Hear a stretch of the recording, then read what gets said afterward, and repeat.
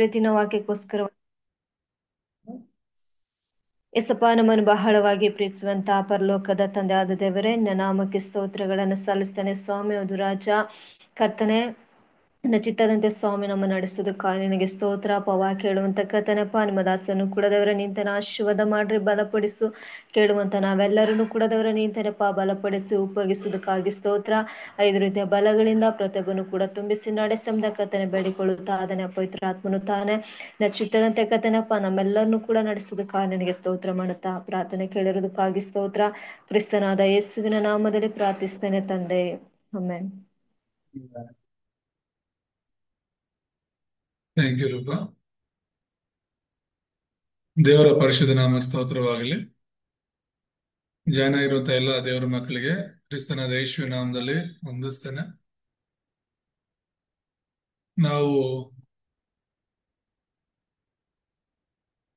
ಸತ್ಯವೇದದ ಕುರಿತಾಗಿ ನೋಡ್ತಾ ಇದ್ದೀವಿ. ವಾಕ್ಯದಲ್ಲಿ ಹೇಗೆ ನಾವು ಉಳಿಬೇಕು ಅಂತ ಹೇಳಿ, ವಾಕ್ಯದಲ್ಲಿ ಹೇಗೆ ನಾವು ಉಳ್ಕೊಂಡು ವಾಕ್ಯದ ಪ್ರಕಾರ ಜೀವಿಸಬೇಕು ಎಂಬುದಾಗಿ. ಈ ಒಂದು 12ನೇ ಪಾಠದಲ್ಲಿ ಅಂದ್ರೆ ಹೊಸ ಜೀವ ಹೊಸ ಜೀವನ ಅನ್ನುವಂತಹ 20 ಪಾಠಗಳಲ್ಲಿ 12ನೇ ಪಾಠ ಇದು. ಈ ಒಂದು ಶುದ್ಧವಾದ ವಾಕ್ಯದಲ್ಲಿ ನಾವು ಹೇಗೆ ಜೀವಿಸಬೇಕು ಅನ್ನೋದ್ರ ಕುರಿತಾಗಿ ಕಲಿತಾ ಬಂದ್ವಿ. ಕಳೆದ ವಾರ ನಾವು ನೋಡಿದ್ದು ಸತ್ಯವೇದವು ದೇವರ ವಾಕ್ಯವಾಗಿದೆ ಅಂತ ಹೇಳಿ 100% ಇದರಲ್ಲಿ ಯಾವ ಸಂದೇಹನೂ ನಮಗೆ ಇರಬಾರದು. ಅಂದ್ರೆ 66 ಪುಸ್ತಕಗಳಿದ್ರು, 40 ಜನ ಬೇರೆ ಬೇರೆ ಆ ವ್ಯಕ್ತಿಗಳು ಇದನ್ನ ಬರೆದಿದ್ರು ಕೂಡ ಎಲ್ಲಾ 40 ಜನ ವ್ಯಕ್ತಿಗಳು ದೇವರ ಆತ್ಮನ ಪ್ರೇರಿತರಾಗಿ ಬರೆದಿರುವಂತದ್ದು. ಹಾಗಾಗಿ ಇದು ದೇವರ ವಾಕ್ಯ ಎಂಬುದಾಗಿ ತುಂಬಾ ಸ್ಪಷ್ಟವಾಗಿ ಆ ಸತ್ಯವೇದವೇ ಹೇಳುತ್ತೆ. ಸೊ ಇದನ್ನ ನಾವು ತಿಳ್ಕೊಂಡ್ವಿ. ಇವತ್ತು ಒಂದೆರಡು ವಿಷಯಗಳನ್ನ ನಾವು ನೋಡುವಾಗ 3 ಮತ್ತು 4ನೇ ಮುಖ್ಯ ಪಾಯಿಂಟ್ಗಳನ್ನ ನೋಡೋಣ. ಅದರಲ್ಲಿ 3ನೇದು ಸತ್ಯವೇದದ ರೂಪುರೇಷೆ ಎಂಬುದಾಗಿ ನಾವು ನೋಡ್ತೇವೆ. ಅಂದ್ರೆ ಔಟ್ಲೈನ್ ಅಂತ ಹೇಳಿ ನಾವೇನ್ ಹೇಳ್ತೀವಿ ಅದು. ಇಡೀ ಆ ಸತ್ಯವೇದವನ್ನ ಹೇಗೆ ನಾವು ಅರ್ಥ ಮಾಡ್ಕೊಳ್ಬಹುದು ಅಂತ. ಆದಿಕಾಂಡದಿಂದ ಪ್ರಕಟಣೆ ಗ್ರಂಥದವರೆಗೂ ಸತ್ಯವೇದ ಯಾವ ವಿಷಯಗಳ ಕುರಿತು ಮಾತನಾಡ್ತಾ ಇದೆ, ಬೈಬಲ್ ಅಂದ್ರೇನೆ ಅದರ ಔಟ್ಲೈನ್ ಏನು ಅನ್ನೋದು ನಮ್ಮ ನೆನಪಲ್ಲಿ ಇರಬೇಕು. ಔಟ್ಲೈನ್ ಅಂದ್ರೆ ಯಾರಾದ್ರೂ ಈಗ ಬೈಬಲ್ ಯಾವ್ದ್ರ ಬಗ್ಗೆ ಮಾತನಾಡ್ತಾ ಇದೆ, ಏನಿದೆ ಬೈಬಲ್ ಅಲ್ಲಿ, ಬೈಬಲ್ ದಿನ ಓದ್ತಿರಲ್ಲ. ಸೊ ಈ ಬೈಬಲ್ ಅಲ್ಲಿ ಏನಿದೆ ಅಂತ ಹೇಳುವಾಗ ನಾವು ಹೇಳ್ಬೇಕಾಗಿರುವಂತಹ ವಿಷಯಗಳು ಇಲ್ಲೊಂದು 8 ವಿಷಯಗಳು ಅತ್ಯಂತ ಪ್ರಾಮುಖ್ಯವಾದ ವಿಷಯಗಳು. ಸೊ ಇವುಗಳ ಕುರಿತಾಗಿ ನಾವು ಮಾತನಾಡಬೇಕಾಗಿದೆ. ಮೊದಲನೇದಾಗಿ ಈ ಸತ್ಯವೇದದಲ್ಲಿ ಇರುವಂತದ್ದು ವಿಶ್ವದ ಮತ್ತು ಮನುಷ್ಯನ ಸೃಷ್ಟಿ ಅಂತ. ಇದು ನಮಗೆ ದೇವರ ಮಕ್ಕಳಾಗಿರುವಂತ ನಮಗೆ ಗೊತ್ತು. ಆದ್ರೆ ಯೇಸುವನ್ನ ನಂಬಕ್ ಮುಂಚೆ ನಮಗ್ ಕೂಡ ಈ ವಿಶ್ವ ಅಂದ್ರೆ ಬರೀ ಭೂಲೋಕ ಮಾತ್ರ ಅಲ್ಲ, ಪರಲೋಕದಲ್ಲಿ ಇರುವಂತವೆಲ್ಲವೂ ಕೂಡ ದೇವರೇ ಸೃಷ್ಟಿ ಮಾಡಿರುವಂತದ್ದು. ದೇವದೂತರಿಂದ ಹಿಡಿದು ಎಲ್ಲ ಗ್ರಹಗಳಿಂದ ಹಿಡಿದು ಆ ಎಲ್ಲ ಒಂದು ವಿಶ್ವದಲ್ಲಿ ಇರುವಂತದ್ದೆಲ್ಲವನ್ನ, ಕಣ್ಣಿಗೆ ಕಾಣುವಂಥದ್ದು ಕಾಣದೇ ಇರುವಂತ ಎಲ್ಲವನ್ನು ಕೂಡ ದೇವರೇ ಸೃಷ್ಟಿ ಮಾಡಿದಾರ ಅಂತ ನಮಗೂ ಗೊತ್ತಿರ್ಲಿಲ್ಲ. ಯಾರು ಏನ್ ಹೇಳಿದ್ರೆ ಅದನ್ನೇ ನಂಬ್ತಾ ಇದ್ವಿ. ಮತ್ತೆ ಅದ್ರ ಬಗ್ಗೆ ನಮ್ಗೆ ಹೆಚ್ಚು ಆಸಕ್ತಿನೂ ಇರ್ಲಿಲ್ಲ. ಯಾರು ಸೃಷ್ಟಿ ಮಾಡಿದ್ರೆ ಏನು, ಹೇಗ್ ಬಂದಿದ್ರೆ ನಮಗೇನು, ಇದೀವಿ ಅನ್ನೋ ರೀತಿಯಲ್ಲಿ ಇದ್ದಷ್ಟು ದಿನ ಇರೋಣ, ಆಮೇಲೆ ಹೇಗೂ ಸತ್ತು ಹೋಗ್ತೀವಲ್ಲ, ಯಾವ್ದನ್ನ ತಿಳ್ಕೊಂಡು ಏನಾಗ್ಬೇಕಾಗಿದೆ ಅಂತ. ಆದ್ರೆ ಲೋಕದ ಜನರೆಲ್ಲರೂ ಕೂಡ ಈ ವಿಶ್ವದ ಸೃಷ್ಟಿ ಬಗ್ಗೆ, ಮನುಷ್ಯನ ಸೃಷ್ಟಿ ಬಗ್ಗೆ ನಾನಾ ಕಥೆಗಳು ಹೇಳ್ತಾನೆ ಇದ್ದಾರೆ. ಇವತ್ತಿಗೂ ಕೂಡ ಒಬ್ಬೊಬ್ಬರು ಒಂದೊಂದು ರೀತಿಯ ಕಥೆಗಳನ್ನ ಹೇಳ್ತಾ ಇದ್ದಾರೆ. ಅದರಲ್ಲೂ ವಿಶೇಷವಾಗಿ ವಿಶ್ವದ ಸೃಷ್ಟಿ ಹೇಗಾಯ್ತು ಅಂದ್ರೆ 2 ದೊಡ್ಡ ಗ್ರಹಗಳು ಒಂದಕ್ಕೊಂದು ಹೊಡ್ಕೊಂಡೋದು ಸೃಷ್ಟಿ ಆಯ್ತು ಅಂತ, ಬಿಗ್ ಬ್ಯಾಂಗ್ ಥಿಯರಿ ಅಂತ ಹೇಳ್ಬಿಟ್ಟು ಹೇಳ್ತಾರೆ. ಆ ರೀತಿ ಇದು ಸೃಷ್ಟಿ ಆಯ್ತು ಅಂತ ಹೇಳ್ಬಿಟ್ಟು. ಅದು ಎಷ್ಟು ದೊಡ್ಡ ಸುಳ್ಳು ಅಂದ್ರೆ, ಆ, ಇಷ್ಟೊಂದು ಅಂದವಾದಂತಹ ವಿಶ್ವವನ್ನ, ಇಷ್ಟೊಂದು ಎಲ್ಲವೂ ಕೂಡ ಸಮಯಕ್ಕೆ ನಡೀತಾ ಇರುವಂತದ್ದು, ವರ್ಷವೂ ಕೂಡ ಚಾಚು ತಪ್ಪದೆ ಆ ಆ ಕಾಲಗಳು, ಸಮಯಗಳು, ಪ್ರತಿಯೊಂದು ಅದು ಬದಲಾಗ್ತಾ ಇದೆ. ಆ ಇಷ್ಟೊಂದು ಅಂದವಾದಂತಹ ಒಂದು ಸೃಷ್ಟಿ ತಾನಾಗಿಯೇ ಆಗಿದೆ ಅಂತ ಹೇಳಿದ್ರೆ, ಆತರ ಹೇಳೋರು ಎಷ್ಟು ಮೂರ್ಖರಾಗಿರ್ಬೇಕು, ಅದನ್ನ ನಂಬೋರು ಕೂಡ ಎಷ್ಟು ಮೂರ್ಖರಾಗಿರ್ಬೇಕು. ಹ್ಮ್ ಮತ್ತೆ ಮನುಷ್ಯನ ಸೃಷ್ಟಿ ಬಗ್ಗೆ ಅಂತೂ ಮನುಷ್ಯರು ಒಬ್ಬೊಬ್ರು ಒಂದೊಂದು ರೀತಿ ಹೇಳೋದನ್ನ ನಾವು ಕೇಳಿದೀವಿ. ಅದರಲ್ಲೂ ಕೂಡ ಮಂಗದಿಂದ ಮಾನವ ಬಂದ ಅಂತ ಹೇಳ್ತಾರೆ. ಮಂಗದಿಂದ ಹೇಗೆ ಮಾನವ ಬರಕ್ಕಾಗುತ್ತೋ ಅದು ಇದುವರೆಗೂ ಪ್ರೂವ್ ಮಾಡಕ್ಕೆ ಯಾರ ಕೈಲೂ ಆಗ್ಲಿಲ್ಲ. ಹ ಮತ್ತೆ ಒಂದೊಂದು ದೇಶವದ್ದು ಕೂಡ ನೀವು ನೋಡುವಾಗ ಅವರ ತತ್ವಜ್ಞಾನ, ಅವರ ಸಿದ್ಧಾಂತಗಳು, ಮನುಷ್ಯನು ಹೇಗೆ ಬಂದ ಅನ್ನುವಂಥ ಸಿದ್ಧಾಂತಗಳನ್ನ ನೀವು ಏನಾದ್ರೂ ಓದುವಾಗ ಒಂದೊಂದು ದೇಶದವರು ಒಂದೊಂದು ರೀತಿ ನಂಬೋದು. ನಾನು ಬೈಬಲ್ ಕಾಲೇಜಲ್ಲಿ ಇದ್ದಾಗ ಓದ್ತಾ ಇದ್ದೆ. ಹ ಕುಂಬಳಕಾಯಿಂದ ಕೂಡ ಮನುಷ್ಯರು ಸೃಷ್ಟಿಯಾದ್ರಂತೆ, ಇನ್ನೊಬ್ರು ಕರಡಿಯಿಂದ ಸೃಷ್ಟಿಯಾದ್ರು ಅಂತ ಹೇಳ್ತಾರೆ. ಹ ಈಗ ನಮ್ಮ ದೇಶದಲ್ಲಂತೂ ಮಂಗದಿಂದ ಮಾನವ ಬಂದ್ರು ಅಂತ ಹೇಳ್ಬಿಟ್ಟು ಸಾಧಾರಣವಾಗಿ ಸೈನ್ಸ್ ವಿಜ್ಞಾನಿಗಳು ಹೇಳಿದ್ರಿಂದ ಅದನ್ನೇ ನಂಬ್ತಾ ಹೋಗ್ತಾ ಇದ್ದಾರೆ. ಆದ್ರೆ ಇಲ್ಲಿ ಬೈಬಲ್ ಅಲ್ಲಿ, ಅಂದ್ರೆ ಇಡೀ ಪ್ರಪಂಚದಲ್ಲಿರುವಂತಹ ಎಲ್ಲಾ ಪ್ರಶ್ನೆಗಳಿಗೆ ಸರಿಯಾದ ಉತ್ತರ ಇಲ್ಲ, ಅವರು ಹುಡುಕೋ ಪ್ರಯತ್ನದಲ್ಲಿದ್ದಾರೆ. ಆದ್ರೆ ಬೈಬಲ್ ಅನ್ನ ನಾವು ತೆರೆದಾಗ ಮೊದಲ ಪುಸ್ತಕ, ಮೊದಲ ಅಧ್ಯಾಯ, ಮೊದಲ ವಚನದಿಂದಲೇ ಈ ಪ್ರಪಂಚದಲ್ಲಿರುವಂತಹ ಪ್ರಶ್ನೆಗಳಿಗೆ ಉತ್ತರ ಇದೆ. ಅದಕ್ಕೇನೆ ಈ ಔಟ್ಲೈನ್ ತುಂಬಾ ಮುಖ್ಯ. ಪ್ರಪಂಚ ಹುಡುಕ್ತಾ ಇರುವಂತಹ ಸತ್ಯ ಈ ಸತ್ಯವೇದದಲ್ಲಿ ಪ್ರಾರಂಭದಲ್ಲೇ ಹೇಳಲ್ಪಟ್ಟಿದೆ. ಪ್ರಾರಂಭದಲ್ಲದೆ ಇನ್ನೇನು ಅಂತ್ಯದಲ್ಲಿ ಹೇಳಕ್ಕಾಗತ್ತಾ? ಸೃಷ್ಟಿ ಆದ್ಮೇಲೆ ತಾನೇ ಮನುಷ್ಯರ ಬಗ್ಗೆ ಎಲ್ಲ ಬರೆಯಲ್ಪಡ್ಬೇಕು. ಅವ್ರೇನಾದ್ರು, ಹೇಗಾದ್ರು, ಹೇಗಿದೆಲ್ಲ ಆಯ್ತು ಅಂತ ಹೇಳಿ ಇಲ್ಲಿವರೆಗೂ ನಮ್ಮ ಜೀವನ ಹೇಗೆ, ಇನ್ನು ಮುಂದೆ ಏನು ಅನ್ನೋದು. ಸೊ ಸೃಷ್ಟಿಯ ಬಗ್ಗೆ ಮೊದಲನೇ ಅಧ್ಯಾಯದಲ್ಲೇ ತುಂಬಾ ಸ್ಪಷ್ಟವಾಗಿದೆ, ದೇವರು ಯಾವ ರೀತಿ ವಿಶ್ವವನ್ನ ಸೃಷ್ಟಿ ಮಾಡಿದ್ರು. ಅದಾದ್ಮೇಲೆ 6ನೇ ದಿನದಲ್ಲಿ ಕೊನೆಯದಾಗಿ ಮನುಷ್ಯನನ್ನ ಹೇಗೆ ಸೃಷ್ಟಿ ಮಾಡಿದ್ರು, ಅದರಲ್ಲೂ ಕೂಡ ಹೆಣ್ಣು ಗಂಡನ ಹೇಗೆ ಸೃಷ್ಟಿ ಮಾಡಿದ್ರು ಅಂತ ಕೂಡ ಸ್ಪಷ್ಟವಾಗಿದೆ. ಅದೇ ಮಂಗದಿಂದ ಮಾನವ ಬಂದ ಅಂತ ಹೇಳ್ತಾರೆ ವಿನಃ ಮಂಗದಿಂದ ಹೆಂಗ್ಸ್ ಹೇಗ್ ಬಂತು ಅಂತ ಹೇಳಲ್ವಲ್ಲ. ಮಂಗಗಳಿಂದ ಮಾನವರು ಬಂದ್ರು ಅಂತ ಏನ್ ಹೇಳಲ್ಲ, ಮಂಗದಿಂದ ಮಾನವ ಬಂದರ ಏಕವಚನದಲ್ಲಿ ಹೇಳ್ತಾರೆ. ಸೊ ಅದ ನಂತರ ಹೇಗೆ ಹೆಣ್ಣು ಹೇಗೆ ಬಂತು ಅಂತ ಉತ್ತರ ಇದೆಯಾ? ಇಲ್ಲೂ ಅಲ್ಲ. ಹೆಣ್ಣು ಗಂಡು ಎರಡು ಮಂಗಗಳೇ ಮನುಷ್ಯರಾಯ್ತು ಆದ್ರ ಇಲ್ಲ, ಎಷ್ಟು ಕೋತಿಗಳು ಅಥವಾ ಎಷ್ಟು ಮಂಗಗಳು ಮನುಷ್ಯರಾದ್ರು ಅಂತಾನು ಕೂಡ ಸೈನ್ಸ್ ಹೇಳೋದಕ್ಕೆ ಸಾಧ್ಯವಿಲ್ಲ. ಬೈಬಲ್ ತುಂಬಾ ಸ್ಪಷ್ಟವಾಗಿ ಹೇಳುತ್ತೆ, ಲೋಕವನ್ನೆಲ್ಲ ದೇವರು ಸೃಷ್ಟಿ ಮಾಡಿ ಕೊನೆಯಲ್ಲಿ ಮನುಷ್ಯನನ್ನ ದೇವರು ತನ್ನ ಸ್ವರೂಪದಲ್ಲಿ ಸೃಷ್ಟಿ ಮಾಡಿದರು. ದೇವರ ಜೊತೆ ಇರೋದಕ್ಕೆ, ದೇವರನ್ನ ಆರಾಧಿಸಬೇಕು ಅಂತ, ದೇವರ ಮಹಿಮೆಯನ್ನ ಪ್ರಕಟಿಸಬೇಕು ಅಂತ ಹೇಳಿ ಮನುಷ್ಯನನ್ನ ತನ್ನ ಸ್ವರೂಪದಲ್ಲಿ ಸೃಷ್ಟಿ ಮಾಡಿದ್ರು. ಅವರನ್ನ ಗಂಡು ಹೆಣ್ಣಾಗಿ ಸೃಷ್ಟಿ ಮಾಡಿದ್ರು ಅಂತ ಇದೆ. ಇನ್ನಲ್ಲಿ ಪ್ರಶ್ನೆನೇ ಇಲ್ಲ ಯಾರು ಸೃಷ್ಟಿ ಮಾಡಿದ್ರು ಅಂತ. ಬೇರೆ ಯಾರು ಕೂಡ ನಾನು ಈ ವಿಶ್ವವನ್ನ ಸೃಷ್ಟಿ ಮಾಡಿದೆ, ನಾನು ಮನುಷ್ಯನನ್ನ ಸೃಷ್ಟಿ ಮಾಡಿದೆ, ಈ ರೀತಿಯಾಗಿ ನಾನು ಸೃಷ್ಟಿ ಮಾಡಿದೆ ಅಂತ ಯಾರು ಹೇಳೋದಕ್ಕೆ ಸಾಧ್ಯ ಇಲ್ಲ. ಮನುಷ್ಯ ತಪ್ಪು ಮಾಡಿದ್ಮೇಲೆ ನೀನ್ ಮಣ್ಣಿಂದ ಬಂದಿರೋದ್ರಿಂದ ಮಣ್ಣಿಗೆ ಹೋಗ್ತೀಯ ಅಂತ ದೇವರು ಹೇಳೋದನ್ನ ನಾವು ನೋಡ್ತೇವೆ. ಹ್ಮ್ ಸೊ ಇದು ತುಂಬಾ ಮುಖ್ಯವಾದಂತಹ ವಿಷಯ. ಸತ್ಯವೇದ ಮಾತ್ರ ಪ್ರಕಟಿಸುವಂತಹ ಸತ್ಯ ಇದು. ಎರಡನೇದಾಗಿ ಸತ್ಯವೇದದಲ್ಲಿ ಏನಿದೆ ಅಂತ ನಾವು ನೋಡುವಾಗ, ದೇವರಿಗೆ ಅವಿಧೇಯತೆಯಿಂದ ಉಂಟಾದ ಮನುಷ್ಯನ ಪತನದ ಬಗ್ಗೆ ಇದೆ. ಫಾಲ್ ಆಫ್ ಮ್ಯಾನ್ ಅಂತ ಹೇಳ್ತೇವೆ. ಹ್ಮ್ ಮನುಷ್ಯನ ಪತನ ಹೇಗಾಯ್ತು ಅಂದ್ರೆ, ದೇವರ ಸ್ವರೂಪದಲ್ಲಿ ಸೃಷ್ಟಿಯಾಗಿ ದೇವರ ಜೊತೆ ಇದ್ದುಕೊಂಡು ಅಷ್ಟು ಸಂತೋಷವಾಗಿದ್ದಂತ ಮನುಷ್ಯ ಇವತ್ತು ಯಾಕೆ ಇಷ್ಟು ಕಷ್ಟಗಳನ್ನು ಅನುಭವಿಸ್ತಾ ಇದ್ದಾರೆ? ಇರೋದೇ ಬೇಡ, ಸತ್ತೋದ್ರೆ ಸಾಕು ಅಂತ ಎಷ್ಟೋ ಜನ ಸತ್ತು ಹೋಗ್ತಿದ್ದಾರೆ. ಎಷ್ಟೋ ಜನ ಆತ್ಮಹತ್ಯೆಗಳು ಮಾಡ್ಕೊಂಡು ಈ ಜೀವನನೇ ಬೇಡ, ನರಕವಾಗ್ಬಿಟ್ಟಿದೆ ಅಂತ ಸಾಯ್ತಿದಾರಲ್ಲ. ಇಷ್ಟೆಲ್ಲ ಕಷ್ಟಗಳಿಗೆ, ನೋವುಗಳಿಗೆ, ಆ ಬದುಕೋದಕ್ಕೂ ಕೂಡ ಆಸೆ ಇಲ್ಲದೆ, ಆ ಈ ಕಡೆ ಸಾಯೋದಕ್ಕೂ ಧೈರ್ಯ ಸಾಲದೆ ಎಷ್ಟೋ ಜನ ಬದುಕ್ತಿದ್ದಾರೆ ಈ ಲೋಕದಲ್ಲಿ. ಇಷ್ಟು ಸಮಸ್ಯೆಗಳೆಲ್ಲ ಬಂದಿದ್ದು ಯಾಕೆ ಮನುಷ್ಯರಿಗೆ ಅಂತ ಪ್ರಪಂಚದಲ್ಲಿ ನೀವು ಎಲ್ಲೇ ಆಗ್ಲಿ, ಯಾವುದೇ ಧರ್ಮದಲ್ಲಿ ಇದಕ್ಕೆ ಉತ್ತರ ಸಿಕ್ಕಿದ್ರೆ ಹೇಳಿ, ಯಾಕೆ ಮನುಷ್ಯರಿಗೆ ಇಷ್ಟು ಕಷ್ಟಗಳು ಬರ್ತಾ ಇದೆ ಅಂತ. ಎಲ್ಲೂ ಇಲ್ಲ. ಬೈಬಲ್ ಬಿಟ್ರೆ ಇದ್ರ ಬಗ್ಗೆ ಬೇರೆ ಯಾವುದು ಕೂಡ ಸ್ಪಷ್ಟವಾಗಿ ಮಾತನಾಡಲಿಕ್ಕೆ ಸಾಧ್ಯ ಇಲ್ಲ.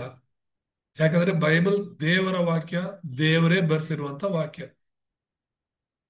ಸೊ ಆದಾಮ ಅವ್ವ ಅಂತ ಏನು ದೇವರು ಮೊದಲು ಸೃಷ್ಟಿ ಮಾಡಿದಂತ ಮನುಷ್ಯರಿದ್ರು, ಅವರು ದೇವರಿಗೆ ವಿಧೇಯರಾದರು. ಯಾವುದನ್ನ ತಿನ್ನಬೇಡ, ಮಾಡಬೇಡ ಅಂತ ದೇವರು ಆಜ್ಞಾಪಿಸಿದ್ರು, ಆ ಮಾತಿಗೆ ಅವರು ಅವಿಧೇಯರಾಗಿ ದೇವರು ಮಾಡಬೇಡ ಅಂದಿರೋದನ್ನ, ತಿನ್ನಬೇಡ ಅಂದಿರುವಂತಹ ಆ ಹಣ್ಣನ್ನ ತಿಂದ ಕಾರಣ ಅವರು ಅವಿಧೇಯರಾದರು. ಅಲ್ಲಿ ಅವರು ಬಿದ್ದರು ಅಂತ ನಾವು ನೋಡ್ತೀವಿ. ಮನುಷ್ಯನ ಪತನ ಆಗಿದ್ದು ಅಲ್ಲೇ, ಏದೇನ್ ತೋಟದಲ್ಲೇ. ಪತನ ಅಂದ್ರೆ ಯಾಕದನ್ನ ಮನುಷ್ಯನ ಪತನ ಅಂತೀವಿ ಅಂದ್ರೆ, ದೇವರ ಮಹಿಮೆ ಅವನನ್ನ ಬಿಟ್ಟು ಹೋಯಿತು. ಅವ್ರು ಬೆತ್ತಲೆ ಆಗಿದ್ದೀವಿ ಅಂತ ಹೇಳ್ಬಿಟ್ಟು ಓಡೋಗಿ ಮರದ ಹಿಂದೆ ಬಚ್ಚಿಟ್ಕೊಂಡಿದ್ದಾರೆ ಅಂದ್ರೆ ಅವ್ರು ಬಿದ್ದಿದ್ದಾರೆ ಅಂತ ಅರ್ಥ. ದೇವರ ಮಹಿಮೆ ಅವರನ್ನ ಬಿಟ್ಟು ತೊಲಗಿತ್ತು ಅಂತ ಅರ್ಥ. ಇಷ್ಟು ಸ್ಪಷ್ಟವಾಗಿ ಹೇಳುತ್ತೆ. ಅವ್ರು ಬಿದ್ದ ಮೇಲೆ ಏನೆಲ್ಲ ಸಮಸ್ಯೆಗಳು ಬರುತ್ತೆ. ದೇವರು ಆದಾಮನನ್ನ ಶಪಿಸೋದನ್ನ ನಾವು ನೋಡ್ತೀವಿ, ಈ ಕಡೆ ಸೈತಾನ್ನ ಶಪಿಸೋದು ನೋಡ್ತೀವಿ, ಈ ಕಡೆ ಹವ್ವಳನ್ನ ಶಪಿಸೋದು ನೋಡ್ತೀವಿ, ಈ ಕಡೆ ಭೂಮಿನ ಶಪಿಸೋದು ನೋಡ್ತೀವಿ. ಅದಕ್ಕೆ ಇವತ್ತು ಮನುಷ್ಯನು, ಬೈಬಲಲ್ಲಿ ಎಷ್ಟು ಸ್ಪಷ್ಟವಾಗಿದೆ, ಮನುಷ್ಯನು ಕಷ್ಟಪಟ್ಟು ಬೆವರು ಹರಿಸಿ ಅವನು ತನ್ನ ಆಹಾರವನ್ನ ದುಡಿದು ತಿನ್ನಬೇಕು ಅಂತ ಹೇಳಿ. ಇವತ್ತು ಕೋಟಿಗಟ್ಲೆ ಇರೋವನು ಕೂಡ ಕಷ್ಟ ಪಡ್ತಾನೆ ಇದ್ದಾನೆ. ಅವನೇನಪ್ಪ ಕೋಟಿಗಟ್ಲೆ ಇದೆ ಆರಾಮಾಗಿ ಕೂತ್ಕೊಂಡು ತಿಂತಾನೆ ಅಂತ ಅಲ್ಲ. ಪ್ರತಿದಿನ ಅವನ ಬಿಸ್ನೆಸ್ ಏನಾಗುತ್ತೋ, ಅವನ ಒಂದು ವ್ಯವಹಾರಗಳು ಏನಾಗುತ್ತೋ ಅಂತ ಅವನು ಎಷ್ಟು ಕಷ್ಟಪಡ್ತಿರ್ತಾನೋ ನಮಗೇನ್ ಗೊತ್ತು. ಹಗಲು ರಾತ್ರಿ ಯಾವ್ದು ಏನಾಯ್ತು, ಯಾವ ಕಂಪನಿಯಲ್ಲಿ ಏನಾಯ್ತು, ಎಲ್ಲಿ ಸರಿಯಾಗಿ ಕೆಲಸ ನಡೀತಾ ಇದೆ, ಎಲ್ಲಿಲ್ಲ ಅಂತ ಹೇಳ್ಬಿಟ್ಟು ಪ್ರತಿದಿನ ಆ ಟೆನ್ಷನ್ ಅವ್ನಿಗೆ ಇದ್ದಿದ್ದೆ. ಸೊ ಪ್ರತಿಯೊಬ್ಬರು ಕೂಡ, ಅವನು ಬಡವನಾದ್ರೂ ಸರಿ, ಶ್ರೀಮಂತನಾದ್ರೂ ಸರಿ, ಯಾರು ಏನು ಕೂತ್ಕೊಂಡು ತಿಂತಿಲ್ಲ. ಪ್ರತಿಯೊಬ್ಬರು ಕಷ್ಟ ಪಡ್ತಾನೆ ಇದ್ದಾರೆ. ಅದು ಶಾಪ. ದೇವರು ಅವತ್ತು ಆ ಆ ಮನುಷ್ಯನು ಮಾಡಿದಂತ ಒಂದು ಪಾಪದಿಂದಾಗಿ ಬಂದಂತಹ ಒಂದು ಫಲ. ಬೈಬಲ್ ಮಾತ್ರ ಇದನ್ನ ಸ್ಪಷ್ಟವಾಗಿ ಹೇಳುತ್ತೆ. ಮೂರನೇದಾಗಿ ನಾವು ನೋಡುವಾಗ, ಬಿದ್ದ ಮನುಕುಲಕ್ಕೆ ತನ್ನನ್ನು ಬಹಿರಂಗಪಡಿಸಲು ದೇವರು ಅಬ್ರಹಾಮನನ್ನ ಕರೆಯೋದನ್ನ ನೋಡ್ತೇವೆ. ಆ ಅಬ್ರಹಾಮನನ್ನ ಕರೆದಿದ್ದು, ಅದು ಅಬ್ರಹಾಮನು ಅವನೇನು ನಂಬಿಗಸ್ತನಾಗಿದ್ನ, ದೇವರಲ್ಲಿ ಭಯಭಕ್ತಿ ಆಗಿದ್ನ? ಇಲ್ಲ. ಎಲ್ಲರೂ ದೇವರಿಂದ ದೂರವಾಗಿರ್ಬೇಕಾದ್ರೆ ದೇವರ ಅಬ್ರಹಾಮನನ್ನ ಕರೀತಾನೆ. ಅಬ್ರಹಾಮನು ಕೂಡ ವಿಗ್ರಹಾರಾಧನೆ ಮಾಡಿಕೊಂಡು, ವಿಗ್ರಹಗಳನ್ನ ತಯಾರಿ ಮಾಡಿಕೊಂಡು ಅವರ ಅಪ್ಪನ ಜೊತೆ ಇದ್ದ ಎಂಬುದಾಗಿ ನಾವು ನೋಡ್ತೀವಿ. ಆದ್ರೆ ದೇವರು ಅವನು ಕರೆದಾಗ ಅವನು ಅದ್ಭುತವಾಗಿ, ಯೋಚನೆ ಮಾಡಿ, ನಾನು ನೀನು ಅಬ್ರಹಾಮನ ಸ್ಥಾನದಲ್ಲಿದ್ರೆ ದೇವರ ಸ್ವರ ಕೇಳಿಸ್ತಿದೆ ಅಂತ ಹೇಳಿದ ತಕ್ಷಣ ನಾವು ಹೋಗ್ತಿದ್ವಾ ಎಲ್ಲವನ್ನ ಬಿಟ್ಟು? ಇವತ್ತು ಬೈಬಲ್ ಬರೆಯಲ್ಪಟ್ಟಿದೆ, ಬೈಬಲ್ ವಾಕ್ಯ, ದೇವ್ರ ವಾಕ್ಯಗಳು ನಮ್ಮ ಕಣ್ಣ ಮುಂದೆ ಇದೆ. ನಾವು ಓದ್ತಾ ಇದ್ದೀವಿ, ಧ್ಯಾನ ಮಾಡ್ತಾ ಇದೀವಿ, ದೇವ್ರಿಗೋಸ್ಕರ ಏನ್ ಮಾಡ್ಬೇಕು, ದೇವರ ಆಸೆ ಏನು, ನಮ್ಮ ಜೀವನದಲ್ಲಿ ದೇವ್ರ ಉದ್ದೇಶ ಏನು ಅಂತ ನಮಗೆ ಸ್ಪಷ್ಟವಾಗಿ ಬೈಬಲ್ ತಿಳಿಯಪಡಿಸುತ್ತೆ. ಆದ್ರೂ ಕೂಡ ಅದನ್ನ ಮಾಡೋದಕ್ಕೆ ನಾವು ಶಕ್ತರಾಗಿಲ್ಲ, ಅದನ್ನ ಮಾಡೋದಕ್ಕೆ ನಾವು ಸಿದ್ಧರಾಗಿಲ್ಲ. ಪ್ರತಿ ವಾರ ನಾವು ದೇವ್ರ ವಾಕ್ಯ ಕೇಳ್ತೀವಿ, ಪ್ರತಿ ದಿನ ನಾವು ದೇವ್ರ ವಾಕ್ಯ ಕೇಳ್ತೀವಿ. ದೇವ್ರು ಹೇಳ್ತಿದ್ದಾನೆ ಅಂತ ತಾನೇ ಅರ್ಥ ದೇವ್ರ ವಾಕ್ಯ ಕೇಳಿದ್ರೆ. ಹಾಗಾದ್ರೆ ಅದನ್ನ ನಾವು ಮಾಡ್ತಿದೀವ? ಅಬ್ರಹಾಮನು ಆ ಒಂದು ಕರೆಯನ್ನ ಹೋಗ್ಬಿಟ್ಟು ಎಲ್ಲವನ್ನ ಬಿಟ್ಟು, ತಂದೆಯ ಮನೆಯನ್ನ, ಬಂಧು ಬಳಗವನ್ನ, ಸ್ವಂತ ದೇಶವನ್ನ ಸಂಪೂರ್ಣವಾಗಿ ಬಿಟ್ಟು ಮತ್ತೆ ಅವನು ಹಿಂತಿರುಗಿ ಆ ಮನೆಗೆ ಬಂದ ಹಾಗೆ ಎಲ್ಲೂ ಕೂಡ ಇಲ್ಲ. ದೇವ್ರಿಗೋಸ್ಕರ ಹೋಗ್ಬಿಟ್ಟ. ಯಾಕೆ ದೇವರ ಅಬ್ರಹಾಮನ ಕರೆದಿದ್ರೆ, ಅವನ ಮೂಲಕ ಬಿದ್ದ ಮನುಷ್ಯನನ್ನ ಎತ್ತಲು, ಅವನ ಮೂಲಕ, ಅವನ ಸಂತತಿಯ ಮೂಲಕ. ಅವನ ಸಂತತಿ ಕೊನೆಗೆ ಯೇಸು ಸ್ವಾಮಿನ ಸೂಚಿಸುತ್ತೆ. ಸೊ ಅಬ್ರಹಾಮನನ್ನ ಕರೆದಿದ್ದು ಒಂದು ಶ್ರೇಷ್ಠವಾದ ದೈವಿಕವಾದ ಒಂದು ಸಂತಾನದ ವಂಶಾವಳಿ ಉಳಿಸೋದಕ್ಕೋಸ್ಕರ. ಮತ್ತೆ ನಾಲ್ಕನೇದಾಗಿ ನಾವು ನೋಡುವಾಗ, ದೇವರು ಮಾತನಾಡುವ ಇತಿಹಾಸದ ಮೂಲಕ ಇಸ್ರೇಲ್ನೊಂದಿಗೆ ಒಡಂಬಡಿಕೆನ ಮಾಡಿಕೊಳ್ಳುವುದನ್ನ ತಿಳಿಯಪಡಿಸುತ್ತೆ. ಹಳೆ ಒಡಂಬಡಿಕೆ ಎಲ್ಲ 39 ಪುಸ್ತಕಗಳೇನಿದೆ, ಆ 39 ಪುಸ್ತಕಗಳು ಕೂಡ ಇಸ್ರಾಯೇಲ್ಯರ ಚರಿತ್ರೆನೇ ನಾವು ನೋಡ್ತೇವೆ. ಈಗ ಅಬ್ರಹಾಮನನ್ನ ಕರೆದ ಮೇಲೆ ಆ ಇಸ್ರಾಯೇಲ್ಯರ ಚರಿತ್ರೆ ಪ್ರಾರಂಭವಾಗುತ್ತೆ. ಅಬ್ರಹಾಮನಿಂದ ಹಿಡಿದು ಆ ಈ ಒಂದು ಮಲಾಕಿ ತನಕ ಯಾರ ಬಗ್ಗೆ ಮಾತನಾಡ್ತಾ ಇದೆ? ಇಸ್ರಾಯೇಲ್ರ ಬಗ್ಗೆನೇ ಮಾತನಾಡ್ತಾ ಇದೆ ಇಡೀ ಬೈಬಲ್. ಅದರಲ್ಲೂ ಕೂಡ ಹಳೆ ಒಡಂಬಡಿಕೆ ಪೂರ್ತಿ. ಕೆಲವರೆಲ್ಲ ಹೇಳ್ತಾರೆ ಹಳೆ ಒಡಂಬಡಿಕೆ ಓದೋದು ಅವಶ್ಯಕತೆ ಇಲ್ಲ ಅಂತ. ಕೆಲವು ಪಾಸ್ಟರ್ಗಳು ಕೂಡ ಹೇಳ್ತಾರೆ ಹಳೆ ಒಡಂಬಡಿಕೆ ಓದೋದು ಅವಶ್ಯಕತೆ ಇಲ್ಲ, ಅದನ್ನ ಬೋಧನೆ ಮಾಡೋದು ಅವಶ್ಯಕತೆ ಇಲ್ಲ. ಯಾಕಂದ್ರೆ ಅದು ನಮಗೋಸ್ಕರ ಅಲ್ಲ, ಬರೀ ಇಸ್ರಾಯೇಲ್ರಿಗೋಸ್ಕರನೇ ಬರೆಯಲ್ಪಟ್ಟಿದ್ದು. ಹೊಸ ಒಡಂಬಡಿಕೆ ಮಾತ್ರನೇ ಅನ್ಯ ಜನರಿಗೆ ಕೊಟ್ಟಿದ್ದು, ಸುವಾರ್ತೆ ಮಾತ್ರ ನಮಗೆ ಧರ್ಮಶಾಸ್ತ್ರ ಅದು ನಮಗ್ ಕೊಟ್ಟಿರೋದಲ್ಲ, ಅದಕ್ಕಾಗಿ ಅದು ಓದೋದು ಬೇಡ ಅಂತ ಎಷ್ಟೋ ಜನ ಹೇಳೋರು ಇದ್ದಾರೆ. ಆದ್ರೆ ಅದು ಕೂಡ ಬೈಬಲೇ, ಅದು ಕೂಡ ದೇವ್ರ ವಾಕ್ಯನೇ, ಅದು ಕೂಡ ಅದರಿಂದ ಕೂಡ ನಾವು ಕಲಿಯುವಂತದ್ದು ತುಂಬಾನೇ ಇದೆ. ದೇವರ ನಾಮಕ್ಕೆ ಸ್ತೋತ್ರ. ಇಸ್ರಾಯೇಲನ್ನ ಆರಿಸ್ಕೊಂಡಿದೆ, ಅವರ ಮೂಲಕ ಕ್ರಿಸ್ತನು ಬಂದು ನಿನ್ನನ್ನ ನನ್ನನ್ನ ರಕ್ಷಿಸೋದಕ್ಕೋಸ್ಕರ. ಸೊ ಆ ಒಡಂಬಡಿಕೆಯ ಜನರಾಗಿ ಅವರನ್ನ ದೇವರು ಎಬ್ಬಿಸಿದ್ದನ್ನ ನಾವು ನೋಡ್ತೇವೆ. ಇಡೀ ಹಳೆ ಒಡಂಬಡಿಕೆ ಇಸ್ರಾಯೇಲ್ಯರ ಇತಿಹಾಸ ಹೇಳುತ್ತೆ. ಅವ್ರು ಬಿದ್ದಾಗೆಲ್ಲ ದೇವ್ರು ಹೇಗೆ ಅವ್ರನ್ನ ಎಬ್ಬಿಸಿದ್ರು, ಅವ್ರು ಬಿದ್ದಾಗೆಲ್ಲ ಅವ್ರ ದೇವರಿಂದ ದೂರವಾದಾಗಲೆಲ್ಲ ದೇವ್ರು ಹೇಗೆ ಅವ್ರನ್ನ ಪದೇ ಪದೇ ಪದೇ ಪದೇ ಒಬ್ರಲ್ಲ ಇನ್ನೊಬ್ಬರನ್ನ, ಉಳಿದವರನ್ನ ಎಬ್ಬಿಸಿ, ಪ್ರವಾದಿಗಳನ್ನ ಎಬ್ಬಿಸಿ, ರಾಜರುಗಳನ್ನ ಎಬ್ಬಿಸಿ, ಯಾಜಕರುಗಳನ್ನ ಎಬ್ಬಿಸಿ ಅವರನ್ನ ದೇವರ ಬಳಿಗೆ ಕರೆತಂದದನ್ನ ನಾವು ನೋಡ್ತೇವೆ. ಐದನೇದಾಗಿ ನಾವು ನೋಡುವಾಗ ಹೊಸ ಒಡಂಬಡಿಕೆಗೆ ನಾವು ಬರ್ತೇವೆ. ಈ ಹೊಸ ಒಡಂಬಡಿಕೆ ವಿಷಯದಲ್ಲಿ ಈಗ 4 ವಿಷಯಗಳು ಹಳೆಯ ಒಡಂಬಡಿಕೆಯಲ್ಲಿ ಆ ಒಂದು ಔಟ್ಲೈನ್ ನೋಡಿದ್ರೆ, ಇನ್ನು 4 ಹೊಸ ಒಡಂಬಡಿಕೆ ಔಟ್ಲೈನ್ ನೋಡ್ಬೋದು. ಐದನೇದಾಗಿ ಯೇಸುವಿನ ಮೂಲಕ ದೇವರ ಬಹಿರಂಗಪಡಿಸುವಿಕೆ ಮತ್ತು ಸಿಲುಬೆಯ ಮೂಲಕ ಪ್ರಾಯಶ್ಚಿತ್ತದ ಬಗ್ಗೆ ನಾವು ನೋಡ್ತೇವೆ. ಪ್ರಾರಂಭದ ಒಂದು 4 ಸುವಾರ್ತೆಗಳನ್ನ ನಾವು ನೋಡುವಾಗ ಮತ್ತಾಯ, ಮಾರ್ಕ, ಲೂಕ, ಯೋಹಾನ, ಅದು ಯೇಸು ಕ್ರಿಸ್ತನ ಬಗ್ಗೆ ನಾವು ನೋಡ್ತೇವೆ. ಯೇಸು ಕ್ರಿಸ್ತನು ಆ ಆ ಯೇಸು ಕ್ರಿಸ್ತನ ಮೂಲಕನೇ ದೇವರು ಈ ಲೋಕದಲ್ಲಿ ಬಹಿರಂಗ ಪಡಿಸ್ಕೊಂಡ್ರು, ಅಂದ್ರೆ ತೋರ್ಪಡಿಸಿಕೊಂಡ್ರು. ಕಳೆದ ಗುರುವಾರದ ಒಂದು ಜೂಮ್ ಮೀಟಿಂಗ್ ಅಲ್ಲಿ ನಾನು ಹೇಳ್ತಾ ಇದ್ದೆ, ನೀವು ಫ್ರೀ ಮಾಡ್ಕೊಂಡು ಯೂಟ್ಯೂಬ್ ಅಲ್ಲಿ ಇರುತ್ತೆ, ಅದನ್ನ ನೋಡಿ, ತುಂಬಾ ಚೆನ್ನಾಗಿದೆ ಗುರುವಾರದ ಸಂದೇಶ. ಆ ನನ್ನ ನೋಡಿದವರು ತಂದೆನ ನೋಡಿದವರು ಎಂಬುದಾಗಿ, ನೋಡಿದ ಹಾಗೆ ಎಂಬುದಾಗಿ. ಸೊ ದೇವರನ್ನ ಯೇಸು ಕ್ರಿಸ್ತನ ಮೂಲಕ ತೋರ್ಪಡಿಸಿಕೊಂಡಿದ್ದನ್ನ ನಾವು ನೋಡ್ತೇವೆ. ಆ ಯೇಸು ಕ್ರಿಸ್ತನ ಈ ಲೋಕದಲ್ಲಿ ಬಂದು ಸಿಲುಬೆಯಲ್ಲಿ ಸಾಯೋದರ ಮೂಲಕ, ಸಿಲುಬೆಯಲ್ಲಿ ಆತನು ಪ್ರಾಣ ತ್ಯಾಗ ಮಾಡೋದರ ಮೂಲಕ ನಮ್ಮೆಲ್ಲರಿಗೂ ಕೂಡ ಪ್ರಾಯಶ್ಚಿತ್ತವನ್ನ, ವಿಮೋಚನೆಯನ್ನ ಒದಗಿಸಿಕೊಟ್ಟನೆಂಬುದಾಗಿ ನೋಡ್ತೇವೆ. ಇದು ಬೈಬಲ್ನ ಮುಖ್ಯ ವಿಷಯ. 6ನೇ ಮುಖ್ಯ ವಿಷಯ ಬೈಬಲಿಂದ ನಾವೇನನ್ನ ಹಿಡ್ಕೋಬಹುದು ಅಂದ್ರೆ, ಸಭೆಯ ಮೂಲಕ ಸುವಾರ್ತೆ ಹರಡುವಿಕೆ ಮತ್ತು ರಕ್ಷಣೆಯ ಕೆಲಸದ ಮುಂದುವರಿಕೆಯನ್ನು ನೋಡ್ತೇವೆ.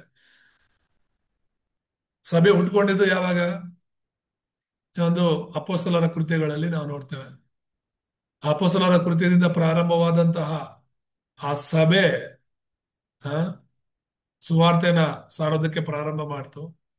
ಸಭೆಯ ಶಿಷ್ಯರುಗಳು, ವಿಶ್ವಾಸಿಗಳು, ಸಭೆಯ ಅಪೋಸ್ತಲರು, ಹಿರಿಯರು ಸುವಾರ್ತೆನ ಸಾರೋದಕ್ಕೆ ಪ್ರಾರಂಭ ಮಾಡಿದ್ರು. ದೇವರ ನಾಮಕ್ಕೆ ಸ್ತೋತ್ರವಾಗಲಿ. ಆ ಸಭೆಯ ಮೂಲಕ ಸುವಾರ್ತೆ ಹರಡಿತು. ಯಾವ ಸುವಾರ್ತೆ ಅದು? ರಕ್ಷಣೆಯ ಸುವಾರ್ತೆ. ಜನರಿಗೆ ನಾವು ಸುವಾರ್ತೆ ಸಾರಬೇಕಾಗಿರೋದು ಅವರ ಆತ್ಮಗಳನ್ನ ರಕ್ಷಿಸೋದಕ್ಕಾಗಿ. ಆತ್ಮಗಳನ್ನ ರಕ್ಷಿಸದೆ ಇರುವಂತಹ ಯಾವ ಸುವಾರ್ತೆಯೂ ಸುವಾರ್ತೆ ಆಗೋದಕ್ಕೆ ಸಾಧ್ಯ ಇಲ್ಲ. ಯಾವ ಸುವಾರ್ತೆ ಜನರನ್ನ ಪಾಪ, ಶಾಪ, ನರಕದಿಂದ ಬಿಡಿಸಲ್ವೋ, ಸೈತಾನದಿಂದ ಬಿಡಿಸಲ್ವೋ ಅಂಥದ್ದು ಸುವಾರ್ತೆನೇ ಅಲ್ಲ. ಸೊ ಸಭೆ, ಆದಿಸಭೆ ಹಿಡ್ಕೊಂಡಂಥದ್ದು ಅದೇ ಸುವಾರ್ತೆಯನ್ನ. ಆ ಆದಿಸಭೆ ಯೆರೂಸಲೇಮ್ ಸಭೆಯ ಮೂಲಕ ಅಂತ್ಯೋಕ್ಯ ಸಭೆ, ಅದಾದ್ಮೇಲೆ ಮಕೆದೋನಿಯ ಪ್ರಾಂತಗಳಿಗೆ ಹೋಗಿ ಎಷ್ಟೋ ಸಭೆಗಳು, ಎಫೆಸಿ ಸಭೆ ಉಟ್ಕೊಳ್ತು, ಫಿಲಿಪಿ ಸಭೆ, ಕೊರಂತ ಸಭೆ, ರೋಮಪುರದ ಸಭೆಗಳು, ಕೊಲಸಿ ಸಭೆ, ಗಲಾತ್ಯದಲ್ಲಿ ಅನೇಕ ಸಭೆಗಳು, ಈ ರೀತಿಯಾಗಿ ಒಂದೊಂದು ಸಭೆಗಳು ಉಟ್ಕೊಂಡು ಆ ಸಭೆಗಳ ಮೂಲಕ ರಕ್ಷಣೆಯ ಸುವಾರ್ತೆ, ರಕ್ಷಣೆಯ ಕಾರ್ಯಗಳು ಮುಂದುವರಿದಿದ್ದೇ ಬೈಬಲ್ ಅಲ್ಲಿ ಇರುವಂತದ್ದು. 7ನೇದಾಗಿ ಬೈಬಲ್ ಅಲ್ಲಿಂದ ನಾವು ಹಿಡ್ಕೋಬೇಕಾಗಿರೋದೇನೆಂದ್ರೆ, ಯೇಸುವಿನ 2ನೇ ಆಗಮನ ಮತ್ತು ಕೊನೆಯ ತೀರ್ಪು ಇರೋದ್ರ ಬಗ್ಗೆ ಬೈಬಲ್ ತುಂಬಾ ಸ್ಪಷ್ಟವಾಗಿ ಹೇಳುತ್ತೆ.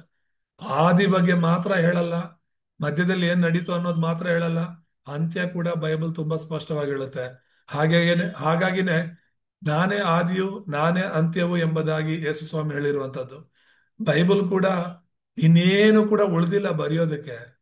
ಕೆಲವರೆಲ್ಲ ಹೇಳ್ತಾರೆ, ಅದು ಕೂಡ ಆಶ್ಚರ್ಯ ಆಗ್ತಿರೋದೇನಂದ್ರೆ, ನಾನು ಕೊರಿಯಕ್ಕೆ ಹೋದಾಗ ಅಲ್ಲಿ ಮಾತನಾಡ್ತಾ ಇದ್ರು, ಈ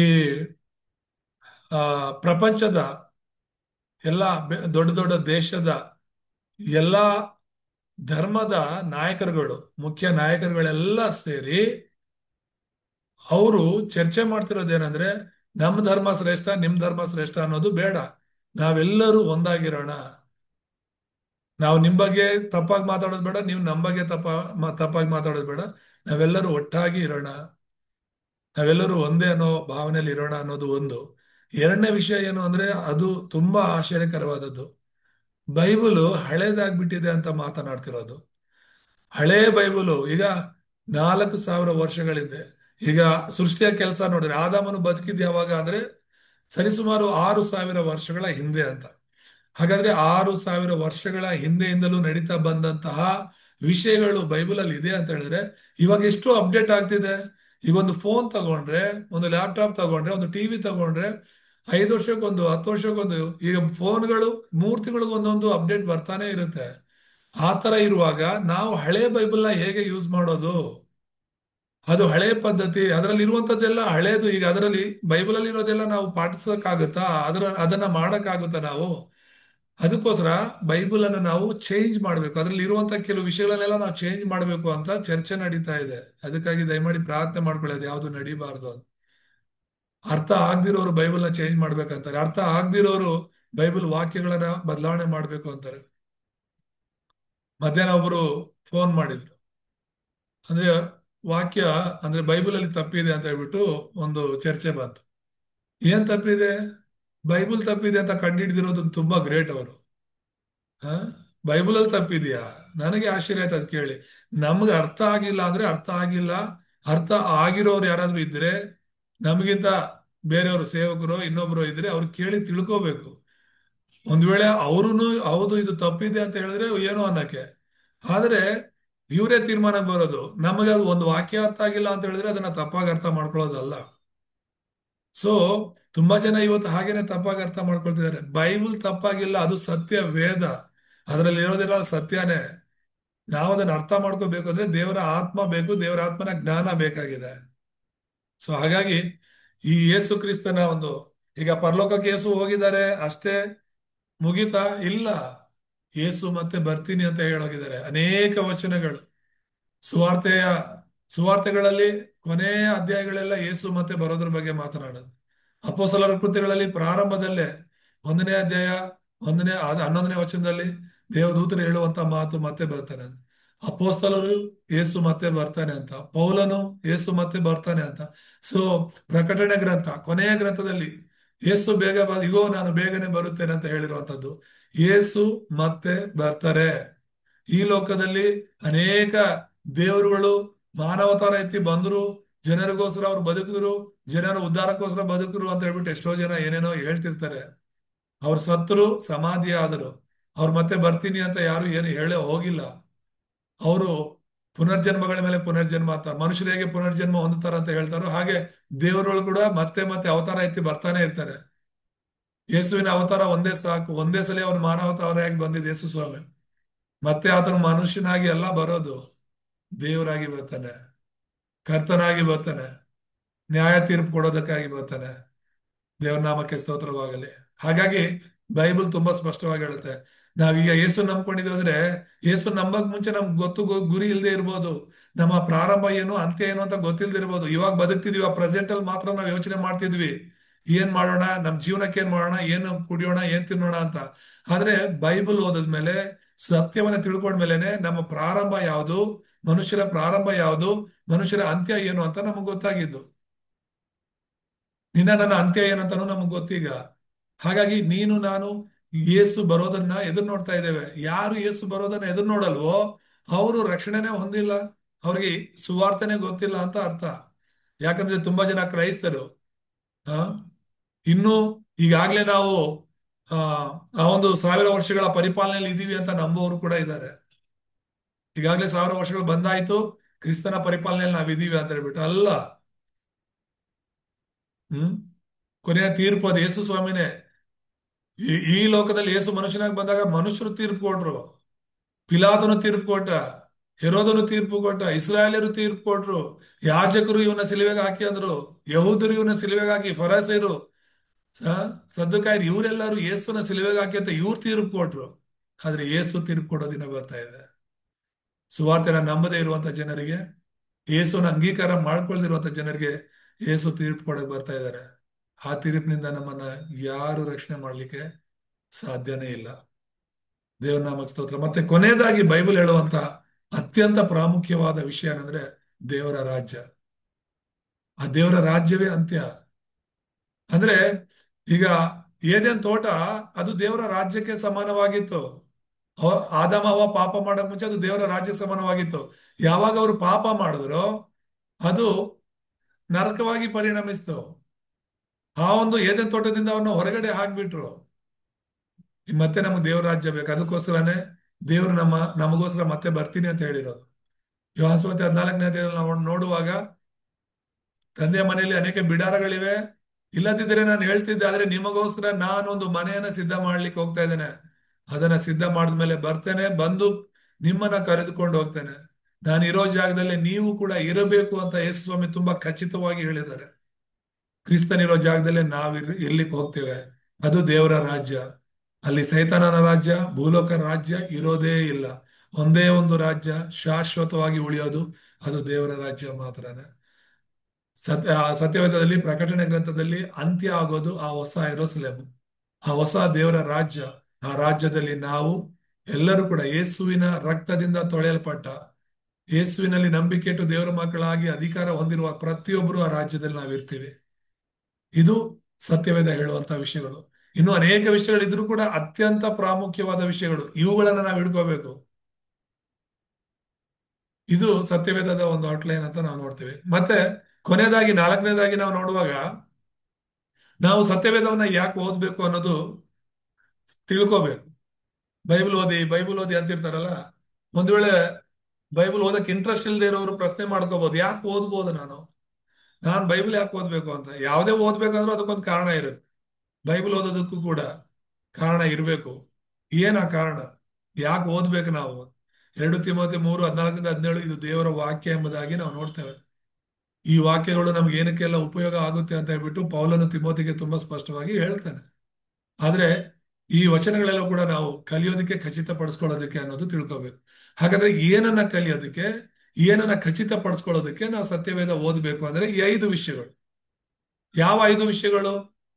ರಕ್ಷಣೆಯ ಜ್ಞಾನ ಪಡ್ಕೋಬೇಕು ಅಂದ್ರೆ ಬೈಬಲ್ ಓದ್ಲೇಬೇಕು. ಯಾಕಂದ್ರೆ ಬೈಬಲೇ ನಮ್ಗೆ ಹೇಳೋದು ಹೇಗೆ ನಮ್ಗೆ ರಕ್ಷಣೆ ಸಿಗುತ್ತೆ ಅಂತ. ಬೈಬಲೇ ಇಲ್ಲ ಅಂದ್ರೆ ಹಾಗಾದ್ರೆ ನಾವು ಹೇಗೆ ಯೇಸುನ ನಂಬಕ್ಕಾಗತ್ತೆ? ಆ ರಕ್ಷಣೆಯ ಜ್ಞಾನ ಹೇಗ್ ಪಡ್ಕೊಳಕ್ಕಾಗತ್ತೆ? ಈಗ ಯೇಸು ನಂಬಿದ್ರೆ ಸಾಕು, ನಮ್ಮ ಜೀವನದಲ್ಲಿ ಯೇಸುವನ್ನು ಅಂಗೀಕರಿಸ್ಕೊಂಡ್ರೆ ಸಾಕು, ನಮ್ಮ ರಕ್ಷಕನಾಗಿ, ನಮ್ಮ ಯಜಮಾನನಾಗಿ ಅಂಗೀಕರಿಸ್ಕೊಂಡ್ರೆ ನಾವು ರಕ್ಷಣೆ ಹೊಂದುತ್ತೀವಿ ಅಂತ ವಾಕ್ಯ ಹೇಳುತ್ತೆ. ಒಂದ್ ವೇಳೆ ಬೈಬಲ್ ಏನು ಇಲ್ಲ ಅಂತ ಹೇಳಿದ್ರೆ, ಅವಾಗ ಇವಾಗ ಹೇಗೆ ಅನ್ಯ ಜನರೆಲ್ಲರೂ ಪ್ರಯಾಸ ಪಡ್ತಿದ್ದಾರೆ ರಕ್ಷಣೆ ಹೊಂದಕ್ಕೆ, ಹಾಗೆ ಒಬ್ಬೊಬ್ಬರು ಒಂದೊಂದು ರೀತಿಯ ಪ್ರಯತ್ನಗಳನ್ನ ಮಾಡ್ತಾ ಇರ್ಬೇಕಾಗುತ್ತೆ. ಸರಿಯಾದ ರಕ್ಷಣೆಯ ಜ್ಞಾನವನ್ನ ಬೈಬಲ್ ಮಾತ್ರ ಪ್ರಕಟಪಡಿಸುತ್ತೆ. ಹಾಗಾಗಿ ನಾವು ಬೈಬಲ್ ಓದ್ಬೇಕಾಗುತ್ತೆ. 2ನೇದಾಗಿ, ಯಾಕೆ ನಾವು ಬೈಬಲ್ ಓದ್ಬೇಕು ಅಂದ್ರೆ ಸರಿಯಾದ ಸತ್ಯವನ್ನ ತಿಳ್ಕೊಳ್ಳೋದಕ್ಕೆ. ಬೈಬಲ್ ಮಾತ್ರನೇ ಸತ್ಯವಾಗಿದೆ, ಯೇಸು ಮಾತ್ರನೇ ಸತ್ಯವಾಗಿದ್ದಾರೆ. ನಾನೇ ಸತ್ಯ ಅಂತ ಹೇಳಿರುವಂತ ದೇವರು, ಸತ್ಯ ದೇವರು ಸತ್ಯವನ್ನೇ ಹೇಳಿರ್ತಾರೆ ವಿನಃ ಸುಳ್ಳನ್ನ ಹೇಳೋದಕ್ಕೆ ಸಾಧ್ಯ ಇಲ್ಲ. ಇಬ್ರಿಯ ಪತ್ರಿಕೆಯಲ್ಲಿ ಒಂದು ಮಾತಿದೆ, ದೇವರಿಗೆ ಅಸಾಧ್ಯವಾದದ್ದು ಯಾವುದು ಇಲ್ಲ ಅಂತ ನಾವು ನಂಬ್ತೀವಿ, ಆದ್ರೆ ಆತನಿಗೆ ಅಸಾಧ್ಯವಾದದ್ದು ಒಂದಿದೆ. ಅದೇನು ಅಂತ ಹೇಳಿದ್ರೆ ಸುಳ್ಳು ಹೇಳೋದು ಅಂತ ಹೇಳ್ಬಿಟ್ಟು. ಹಾಗಾಗಿ ಇಲ್ಲಿ ನಾವು ನೋಡ್ತಿರುವಂತದ್ದು, ದೇವರು ಬರ್ಸಿರೋದೆಲ್ಲವೂ ಕೂಡ ಸತ್ಯನೇ.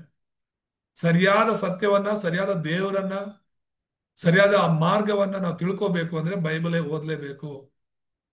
3ನೇದಾಗಿ, ಯಾಕೆ ನಾವು ಬೈಬಲ್ ಓದ್ಬೇಕು ಅಂದ್ರೆ ದೈವಿಕ ಜೀವನವನ್ನ ಜೀವಿಸ್ಬೇಕು ಅಂತ. ಈಗ ಈ ಲೋಕದಲ್ಲಿ ನಾವು ಬದುಕ್ತಿರೋದು ಇದು ಶಾರೀರಿಕವಾದ ಜೀವನ. ಈ ಶಾರೀರಿಕವಾದ ಜೀವನ ಜೀವಿಸೋದಕ್ಕೆ ಬೈಬಲ್ ಅವಶ್ಯಕತೆ ಇಲ್ಲ ನಮಗೆ. ನಮ್ಮ ಇಷ್ಟಕ್ಕೆ ನಾವು ಬದುಕಬಹುದು. ಅನ್ಯ ಜನರೆಲ್ಲ ಬದುಕ್ತಿರಲ್ಲ ಅದೇ ರೀತಿ ನಾವು ಕೂಡ ಬದುಕಬಹುದು. ಆದರೆ ದೇವ್ರಿಗೆ ಇಷ್ಟವಾದಂತ ಜೀವಿತವನ್ನ ಜೀವಿಸ್ಬೇಕು ಅಂದ್ರೆ ಸತ್ಯವೇದವನ್ನ ನಾವು ಓದ್ಬೇಕು. ಆ ದೈವಿಕ ಜೀವಿತ ಜೀವಿಸ್ಲಿಕ್ಕೆ ಸತ್ಯವೇದವನ್ನ ನಾವು ಧ್ಯಾನ ಮಾಡ್ಬೇಕು. 4ನೇದಾಗಿ, ಏನಕ್ಕೆ ನಾವು ಸತ್ಯವೇದವನ್ನ ಓದಬೇಕು ಅಂತ ಹೇಳಿದ್ರೆ ಆತ್ಮಿಕ ಪರಿಪಕ್ವತೆಯನ್ನ ಹೊಂದ್ಕೊಳ್ಳೋದಕ್ಕೆ. ಆತ್ಮಿಕ ಪರಿಪಕ್ವತೆ ಅಂದ್ರೆ ಮೆಚುರಿಟಿ, ಒಂದು ಸ್ಪಿರಿಚುವಲ್ ಮೆಚುರಿಟಿ ಹೊಂದ್ಕೋಬೇಕು ನಾವು. ಈಗ ಆಹಾರ ಯಾಕೆ ತಿನ್ಬೇಕು ಅಂತ ಹೇಳಿದ್ರೆ ನಾವು ಬಲ ಹೊಂದೋದಕ್ಕೆ ಮತ್ತು ನಾವು ಬೆಳೆಯೋದಕ್ಕೆ. ಮಕ್ಕಳು ಹಾಲೇ ಕುಡ್ಕೊಂಡಿರಕ್ಕಾಗತ್ತಾ? ದೊಡ್ಡವರಾದ್ಮೇಲೆ ಕೂಡ ಅವ್ರಿಗೆ ಹಾಲೇ ಕೊಡಕ್ಕಾಗತ್ತಾ? ಪೌಲನೇ ಬೈತಾನೆ, ಇನ್ನು ಯಾವಾಗ ನೀವು ಗಟ್ಟಿ ಆಹಾರ ತಿನ್ನೋದು ಅಂತ. ಯಾಕಂದ್ರೆ ಈಗ ಪಾಪು ಇದ್ದಾಗ ಪಾಪು ಕೊಡೋ ಆಹಾರನೇ ಬೇರೆ, ಸ್ವಲ್ಪ ದೊಡ್ಡವರಾದಾಗ ಅವ್ರು ಕೊಡೋ ಆಹಾರನೇ ಬೇರೆ, ಇನ್ನು ಯವನಸರಾದಾಗ ನಾವು ತಿನ್ಬೇಕಾಗಿರೋ ಆಹಾರನೇ ಬೇರೆ. ಈ ರೀತಿಯಾಗಿ ಆ ಆಹಾರವನ್ನ ಹಂತ ಹಂತವಾಗಿ ನಾವೆಷ್ಟು ಆ ಚೆನ್ನಾಗಿ ಗಟ್ಟಿಯಾಗಿರುವಂತ ಆಹಾರವನ್ನ ತಿಂತೀವೋ, ದೃಢ ಏನು ನಾವು ಅದನ್ನ ಡೈಜೆಸ್ಟ್ ಮಾಡ್ಕೊಳ್ಳಕ್ ಸಾಧ್ಯವಾಗುವಂತ ಆಹಾರನ ತಿಂತೀವೋ, ಅಷ್ಟು ನಾವು ಬಲ ಹೊಂದುತ್ತೀವಿ, ಅಷ್ಟು ನಾವು ಮೆಚೂರ್ ಆಗ್ಲಿಕ್ಕೆ ಸಾಧ್ಯ. ಇದು ಕೂಡ ಅಷ್ಟೇನೆ. ಆತ್ಮಿಕ ಆತ್ಮಿಕವಾಗಿ ನಾವು ಆ ಮೆಚೂರ್ ಆಗ್ಬೇಕು ಅಂದ್ರೆ, ಹೆಚ್ಚು ಆ ಒಂದು ಆ ಜ್ಞಾನವನ್ನ ತಿಳ್ಕೋಬೇಕು ಅಂದ್ರೆ, ಹೊಂದ್ಕೋಬೇಕು ಅಂದ್ರೆ, ಆತ್ಮಿಕ ವ್ಯಕ್ತಿಗಳಾಗಿ ನಾವು ಬದಲಾಗ್ಬೇಕು ಅಂದ್ರೆ ಬೈಬಲ್ನ ಓದ್ಬೇಕಾಗಿದೆ. ಮತ್ತೆ ಕೊನೆಯದಾಗಿ ಸತ್ಯವೇದ ನಾವ್ ಯಾಕೆ ಓದ್ಬೇಕು ಅಂದ್ರೆ, ಸೇವೆಯಲ್ಲಿ ಶಕ್ತಿ ಹೊಂದಲು ಅಂತ. ಬೈಬಲ್ ನಾವು ಓದಿಲ್ಲ ಅಂದ್ರೆ ನಾವು ಶಕ್ತಿ ಹೊಂದಕ್ಕೆ ಆಗೋದಿಲ್ಲ. ಬೈಬಲ್ ಓದಿಲ್ಲ ಅಂದ್ರೆ ನಾವು ಸೇವೆ ಮಾಡೋದಕ್ಕೆ ಆಗೋದಿಲ್ಲ. ಬೈಬಲೇ ನಮ್ಮ ಆಧಾರ. ಬೈಬಲ್ ಹಿಡ್ಕೊಂಡೇ ನಾವು ಸೇವೆ ಮಾಡ್ತಿರೋದು, ಬೈಬಲ್ ಹಿಡ್ಕೊಂಡೇ ನಾವು ಸುವಾರ್ತೆ ಸಾರ್ತಿರೋದು. ಬೈಬಲೇ ಇಲ್ಲ ಅಂದ್ರೆ ಹೇಗೆ ನಾವು ಸುವಾರ್ತೆ ಸಾರಕ್ಕಾಗತ್ತೆ? ಬೈಬಲೇ ಇಲ್ಲ ಅಂದ್ರೆ ಹೇಗೆ ನಾವು ಬೈಬಲ್ ಅಂದ್ರೆ ದೇವರ ವಾಕ್ಯವನ್ನು ಓದಿ ನಾವು ಬಲ ಹೊಂದುತ್ತಿರೋದು? ಆ ಬೈಬಲೇ ಇಲ್ಲ ಅಂದ್ರೆ ನಾವು ಬಲ ಹೊಂದೋದಕ್ಕೆ ಸಾಧ್ಯನೇ ಇಲ್ಲ. ಇರೋ ಬಲದಲ್ಲಿ, ಇರೋ ಜ್ಞಾನದಲ್ಲಿ ಸ್ವಲ್ಪ ದಿನ ಓಡ್ತೀವಿ, ಸಮಸ್ಯೆಗಳು ಕಷ್ಟಗಳು ಅಂತ ಬಂದಾಗ ಸೋತ್ ಹೋಗ್ತೀವಿ. ಪ್ರತಿದಿನ ನಾವು ಬೈಬಲ್ ಓದ್ತಿರೋದ್ರಿಂದ, ಪ್ರತಿದಿನ ದೇವರ ವಾಕ್ಯ ಕೇಳ್ತಿರೋದ್ರಿಂದಲೇ ನಾವು ಆತ್ಮಿಕ ಶಕ್ತಿಯನ್ನ ಪಡ್ಕೊಳ್ಳಿಕ್ಕೆ ಮತ್ತು ನಮ್ಮ ದೇವರು ಕೊಟ್ಟ ಈ ಸೇವೆಯಲ್ಲಿ ಮುಂದೆ ಹೋಗ್ಲಿಕ್ಕೆ ಸಾಧ್ಯವಾಗ್ತಾ ಇರೋದು. ಇಲ್ಲಾಂದ್ರೆ ಕುಟುಂಬದಲ್ಲಿ ನಡೆಯುವಂತ ಸಮಸ್ಯೆಗಳಿಂದ, ಕೆಲಸ ಕಾರ್ಯಗಳಲ್ಲಿ ನಡೆಯುವ ಸಮಸ್ಯೆಗಳಿಂದ, ಸಭೆ ಸೇವೆಗಳಲ್ಲಿ ನಡೆಯುವಂತ ಸಮಸ್ಯೆಗಳಿಂದ ಯಾವಾಗಲೂ ನಾವು ಸೋತು ಹೋಗ್ತಾ ಇರ್ತೀವಿ. ಯಾವತ್ತೋ ನಾವು ಬಲಹೀನರಾಗ್ಬಿಡ್ತಾ ಇದ್ವಿ. ಊಟ ಬಿಟ್ಟವರು ಹೇಗೆ ಬಲಹೀನರಾಗ್ತಾರೋ, 3 ದಿನ ಊಟ ಬಿಟ್ಟರೆ ನಾವೆಷ್ಟು ಬಲಹೀನರಾಗ್ಬಿಡ್ತೀವಿ. ಹಾಗೇನೆ ದೇವರ ವಾಕ್ಯವನ್ನ ನಾವು ಕೇಳಲಿಲ್ಲ, ಓದ್ಲಿಲ್ಲ ಅಂದ್ರೆ ನಮಗ್ ಶಕ್ತಿ ಸಾಲಲ್ಲ ಈ ಆತ್ಮಿಕ ಜೀವಿತವನ್ನ ಜೀವಿಸ್ಲಿಕ್ಕೆ. ಸೊ ಹಾಗಾಗಿ ಈ ವಿಷಯಗಳನ್ನೆಲ್ಲ ನಾವು ಮನಸ್ಸಲ್ಲಿ ಇಟ್ಕೊಳ್ಳೋಣ. ಯಾಕೆ ಬೈಬಲ್ ಓದ್ಬೇಕು? 5 ಕಾರಣಗಳು ಅಂದ್ಕೊಳ್ಳೋಣ. ರಕ್ಷಣೆ ಜ್ಞಾನ ಹೊಂದಕ್ಕೆ, ಸರಿಯಾದ ಸತ್ಯ ತಿಳಿಯಕ್ಕೆ, ದೈವಿಕ ಜೀವನ ಜೀವಿಸೋದಕ್ಕೆ, ಆತ್ಮಿಕ ಪರಿಪಕ್ವತೆ ಮತ್ತು ಸೇವೆಯಲ್ಲಿ ಶಕ್ತಿ ಹೊಂದೋದಕ್ಕೋಸ್ಕರ ನಮಗೆ ಸತ್ಯವೇದ ಓದೋದು ತುಂಬಾ ಮುಖ್ಯವಾಗಿದೆ. ದೇವರ ನಾಮಕ್ಕೆ ಸ್ತೋತ್ರವಾಗಲಿ. ಈ ವಾಕ್ಯದಿಂದ ದೇವರು ನಮ್ಮನ್ನ ಆಶೀರ್ವಾದ ಮಾಡಲಿ. ಮುಂದಿನ ವಾರ ಮತ್ತೊಂದು ಆ ವಾಕ್ಯದೊಂದಿಗೆ, ಪಾಠದೊಂದಿಗೆ ನಾವು ಆ ಬರೋಣ. ದೇವರು ನಮ್ಮೆಲ್ಲರನ್ನ ಆಶೀರ್ವಾದ ಮಾಡಲಿ. ಪ್ರಾರ್ಥನೆ ಮಾಡ್ಕೊಳ್ಳೋಣ. ನಮ್ಮನ್ನು ಬಹಳವಾಗಿ ಪ್ರೀತಿಸುವಂತ ನಮ್ಮ ತಂದೆಯಾದ ದೇವರೇ, ನಿಮ್ಮ ಪರಿಶುದ್ಧ ನಾಮಕ್ಕೆ ಸ್ತೋತ್ರವಾಗಲಿ. ಈ ಸಂಜೆ ವೇಳೆಯಲ್ಲಿ ಈ ರೀತಿಯಾಗಿ ನಾವೆಲ್ಲರೂ ಕೂಡಿ ಬರೋದಕ್ಕೆ ಕೃಪೆ ತೋರಿಸಲಿಕ್ಕೆ ಸ್ತೋತ್ರ. ಇಲ್ಲಿ ಕೂಡಿ ಬಂದ್ರೆ ನಮ್ಮೆಲ್ಲರನ್ನ ನಿಮ್ಮ ಆತ್ಮನಿಂದ ತುಂಬಿಸಿರಿ, ನಿಮ್ಮ ಬಲದಿಂದ ತುಂಬಿಸಿರಿ ಕರ್ತನೆ. ಅಪ್ಪ, ಹೌದು ಸ್ವಾಮಿ, ಈ ವಾಕ್ಯ ಕೇಳಿರುವಂತ ದೇವರೇ ಪ್ರತಿಯೊಬ್ಬರನ್ನ ನೀವು ಆಶೀರ್ವದಿಸಿರಿ. ಇದರ ಒಂದು ಅರ್ಥವನ್ನ ದೇವರೇ ಅವರ ಹೃದಯಗಳಲ್ಲಿ ಮುದ್ರೆ ಮಾಡಬೇಕಾಗಿ ನಾನು ಪ್ರಾರ್ಥಿಸ್ತೇನೆ. ಬಲಪಡಿಸಿ ಮುಂದೆ ನಡೆಸಬೇಕಾಗಿ ಪ್ರಾರ್ಥಿಸ್ತೇನೆ. ಮುಂದಿನ ವಾರ ಮತ್ತೆ ನಾವು ಕೂಡಿ ಬರೋ ತನಕ ನೀವೇ ಜೊತೆಯಾಗಿದ್ದು ನಡೆಸಬೇಕಾಗಿ ಕ್ರಿಸ್ತನ ಯೇಸುವಿನ ನಾಮದಲ್ಲಿ ಪ್ರಾರ್ಥಿಸ್ತೇವೆ ತಂದೆ. ಆಮೇಲೆ